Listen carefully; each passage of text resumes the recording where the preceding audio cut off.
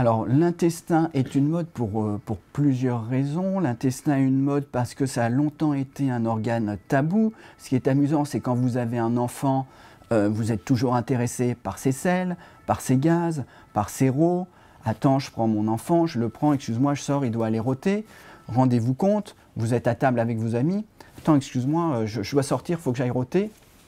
Ça ne le fait pas vraiment.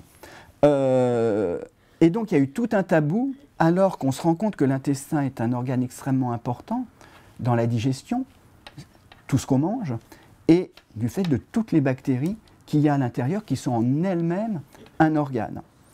Et comme je vous l'ai dit, l'intestin est modifiable. Donc, l'intestin, on l'a vu, les bactéries jouent un rôle aussi dans le stress, dans certaines maladies psychiatriques, et c'est la raison pour laquelle on peut appeler et on appelle l'intestin notre deuxième cerveau. Et donc, pour l'ensemble de ces raisons, l'intestin prend toute son importance.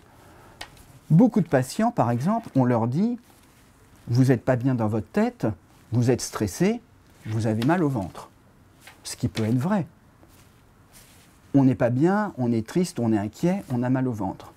Je vous le fais autrement, dans l'autre sens. Vous avez une dysbiose, vos bactéries, vous n'avez pas forcément les bonnes, vous ne mangez pas bien, vos bactéries vont fabriquer, des composés toxiques qui vont passer dans le sang, qui vont modifier votre comportement en modifiant ce qui se passe dans votre cerveau.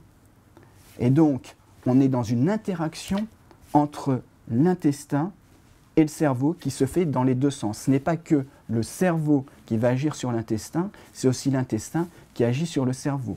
Rendez-vous compte, vous arrivez à rendre des souris stressées, à les rendre moins stressées en leur donnant des probiotiques.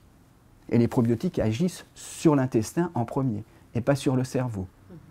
Et pourquoi pas, chez nous également, quand on est stressé, les probiotiques, pourquoi ne pourraient-ils pas agir également?